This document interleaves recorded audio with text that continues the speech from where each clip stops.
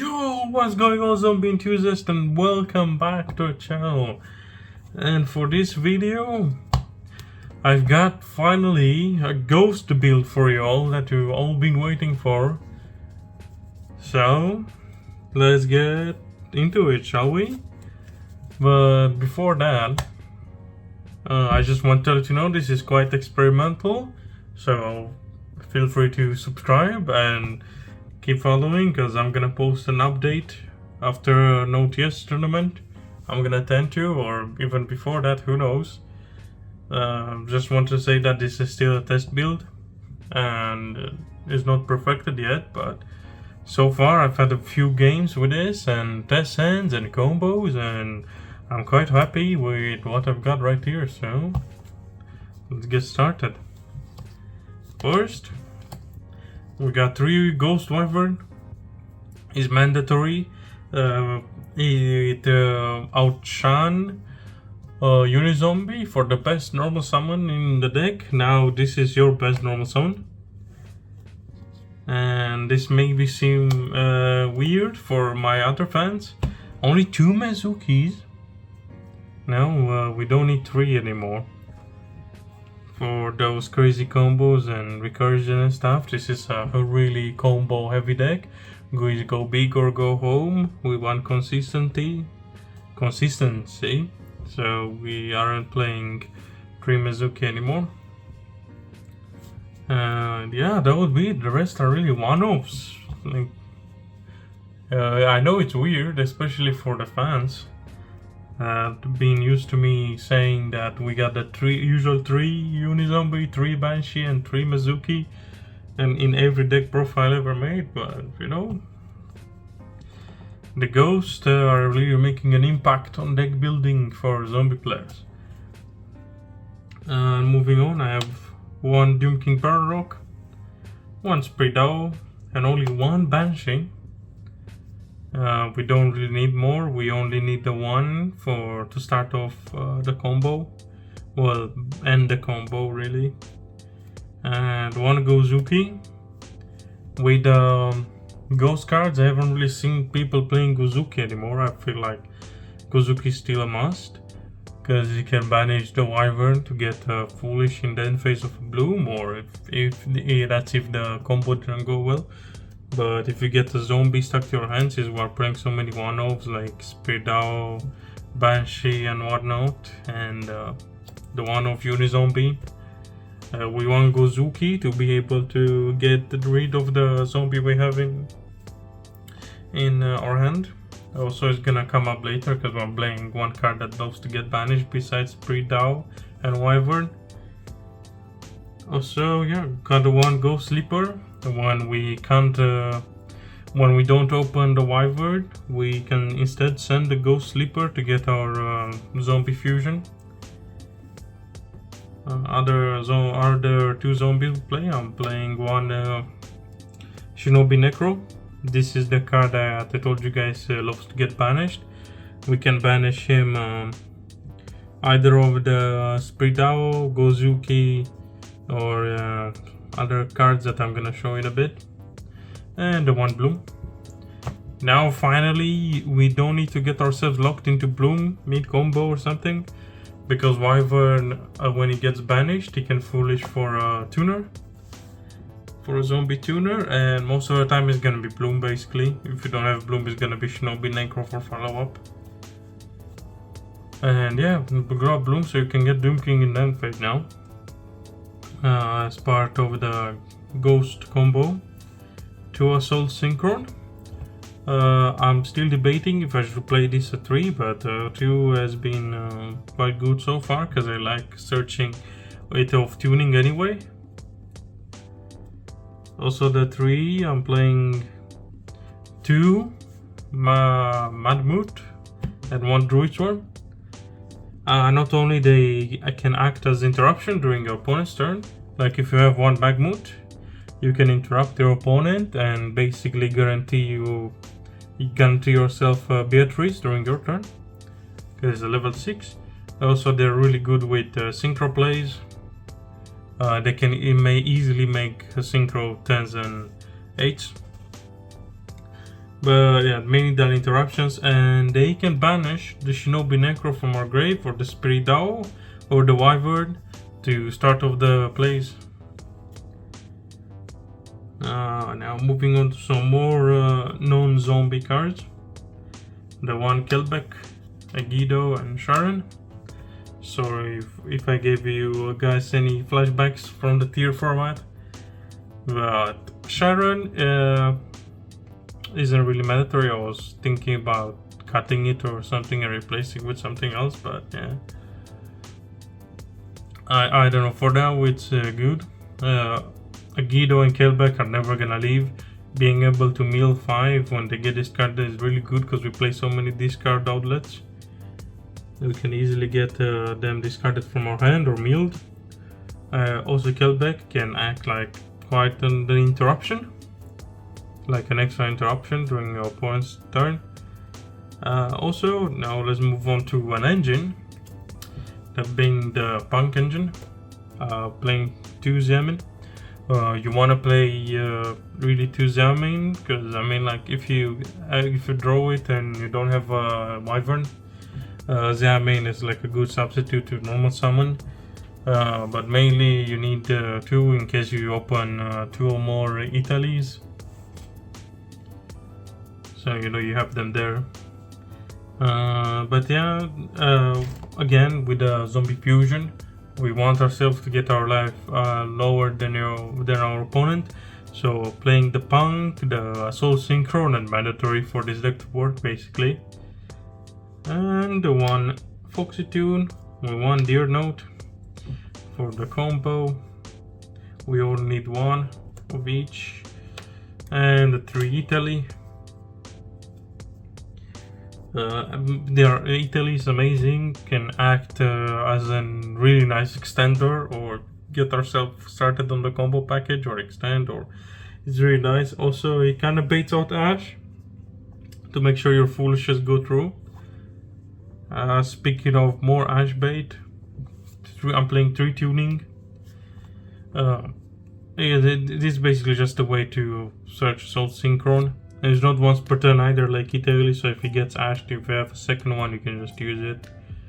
Also, you can keep substituting between these 2. If you open both, you need to decide which one you need more. You're gonna play the one that you need less first, so it gets ashed, and then you'll be free to go to your combo. Just a little pro tip there for you guys. Moving on, playing 3 Super Poly. Come on, it's amazing. So you as a zombie player, you have the best Super Poly target in the entire game, so you should abuse it.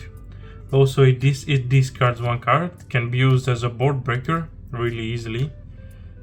Since for our Ghost combo, we also play cards like Garura and Mud Dragon to facilitate the combos and such. And they double down as Super Poly targets. So why not use them? You have to play Super Poly. Also, even if you go first, Super Poly is great as a defensive tool. It adds an extra layer of interruption. And speaking of interruption, in case we get interrupted, you gotta play Tactic Salads.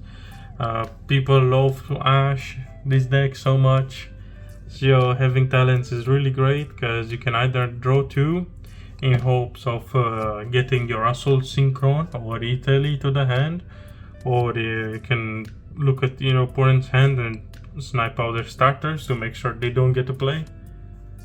But when going second is really great too, since you can steal one of your opponent's monsters, making him a zombie, or use it for synchro plays.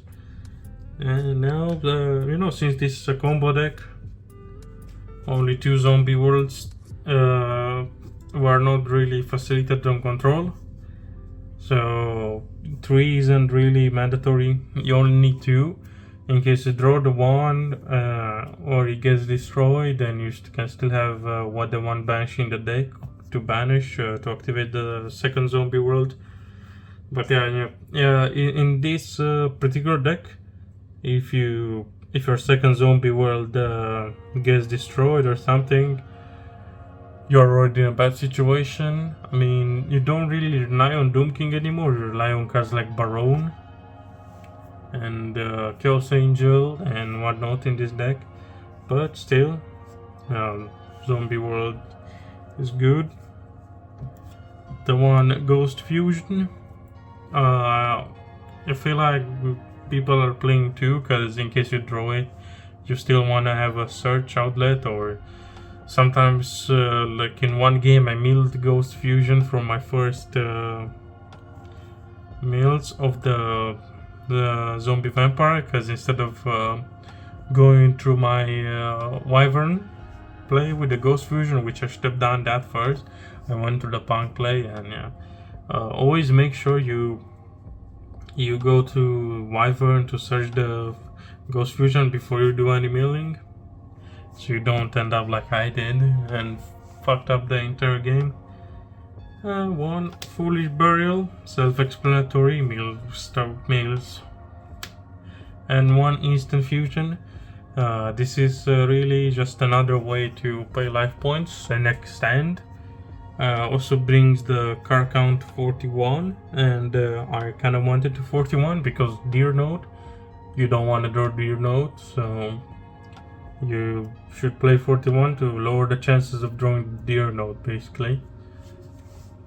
Also, just amazing because, like I said, Mud Dragon is in this build, and not only is like a Ghost Fusion target, a Super Poly target, he's our Instant Fusion target. And yeah, that would be it for the main deck now, so let's move on to the extra deck. Alright guys, so for the extra deck, I'm running one Vampire Sucker with one Upgrade Savior. Amazing, going second to break the board and extend. This time we can Foolish the Sleeper, so we start off Zombie Fusion plays. The one the Zombie Vampire to end our Punk combo on, and mill 4 special one. One Beatrice, mandatory in the Ghost build. You need to play Beatrice. Not only it's easy to make of the one Magmut, if you open one Magmut, it's also amazingly easy to make with Wyvern and Assault Synchron. Well, it's one of the cards you end up in. And really the rest of them, this is a really synchro heavy build. I'm playing 1 second Punisher. This could be the Bestial Dispatter, but I'm trying out Punisher now to close out games since we lower our life points so much. Punisher may come in handy to finish a game off. 1 Chaos Angel, since we make level 10 so easily, might as well play it. 1 Baron, amazing card for this deck, the negate and everything. 1 Assault Synchron to facilitate the Chaos Angel and Baron. But also I'm playing the 1 Stardust. Since Assault Synchron, if it's in the grave, like instead of special summoning Assault Synchron, we can special summon Shinobi Necro from the grave, and we then gonna use Axel effect, tribute itself, special the Stardust from the grave, from the deck, and then fusion summon with a Shinobi Necro or something else. Really, I don't know, whatever you want we have on board. Make a Baron that's gonna be unaffected by activated effects, or and then you can use the Assault Synchro affecting grave to banish itself and revive back the Axel for more extension or for level 8. Let's pick up level 8, so bring 2 more level 8s. Felgrand, mandatory, is an amazing zombie card. And Cyframe Omega, also amazing. It can easily be part of your end board as a level 8. You're gonna use it to put back a Mizuki back to the grave for extension, or put your Barrock if something happened to him. Also is gonna banish itself to reap 1 card from our opponent's hand. Easy, and it's gonna come back and extend and more. Alternatively, you can play the U.R.A. Sun Saga instead of the Stardust. Since we go through so many synchros through this combo, Sun Saga is good going second, because you can go into Sun Saga and recur back your Immortal Dragon. So that's one tech I was thinking about. We can easily recur back Immortal Dragon or Star Assault Sync or the Axel Synchron really easily, and pop 2 or pop how many cards you want, really. So keep that in mind. Sun Saga is can be a really good tech card, maybe instead of Stardust. Or if you cannot afford Chaos Angel, you definitely go for Sun Saga. It's amazing in this deck. And then just fusions, Nether Soul, Garura. Garura is key. You need it for the combo. You can't make Beatrice without Garura, and it's an amazing +1 because it doesn't matter how it hits the grave. No matter how it hits the grave, it's gonna draw you a card. So even if it's detached from XYZ, it's still gonna draw you the card. And yeah, let's move on to the side deck now, since this is it for the extra. Alright, so the side may seem kind of weird, and also not much has changed since the last video. But I'm playing 3 Ash. I know it's kind of weird to be in the side, but I don't really have the room for it in the main. You know, in some situations it can take the place of Super Poly or of the Bestials or the Triple Tactics. And that's where Ash comes in handy. A bunch of decks goes to Ash. I'm not really sure about Droll. Droll is really good, but Ash can hit stuff like Branded Fusion, and the Branded matchup is really tough for this deck. So that's where Ash comes in handy more than Droll. Because some of the decks that get hit by Droll aren't really that fearsome for us, so that's why Ash is in the side. Also, it's a zombie, and if you get Doom King, they get rid of your zombie world. You can Ash for to trigger the Doom King banish besides the Ash negate.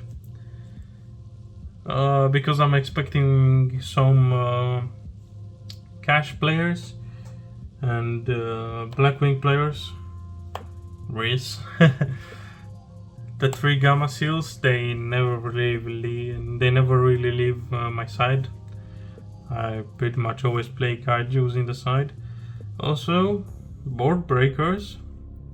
I know this card isn't really doing well against Cash, but against every other deck is really nice. Going second, you can pitch not only to negate lower the attack, so your monster get over their monsters much easier.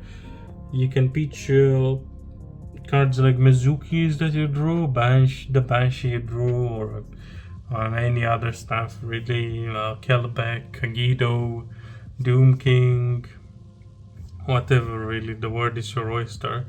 You can pitch them to negate and board break. Against backrow decks, playing 3 Twin Twisters, amazing, going second and first, especially with this card, goes really handy. Again, we love to discard the cards from our hand. Also with Droplet, some people still make a Dweller. And of course, you know, Dark World No More is kind of useless against Dweller. And here's where Droplet comes handy. It happened to me a few times where my opponent tried to Dweller me, and I just chained Droplet. And yeah, to finish up the side, 3 D-Barriers. D-Barriers is, I feel like, basically it's a staple to this point. Everyone should be running D-Barriers. It can easily shut down so many decks, so why not play D-Barrier? When you go first, you see D-Barrier basically win. In that retrospect, the card is pretty unfair, so why not abuse it? We deserve to abuse cards, us rogue players. But that would be it. I will be back with an update after the OTS championship to see what happened, and also with a test hand for you guys that want to see how the combo plays and how the combo works, how you should interact and stuff like that. Stay tuned for that, and I will be seeing you next time. Casus, signing out.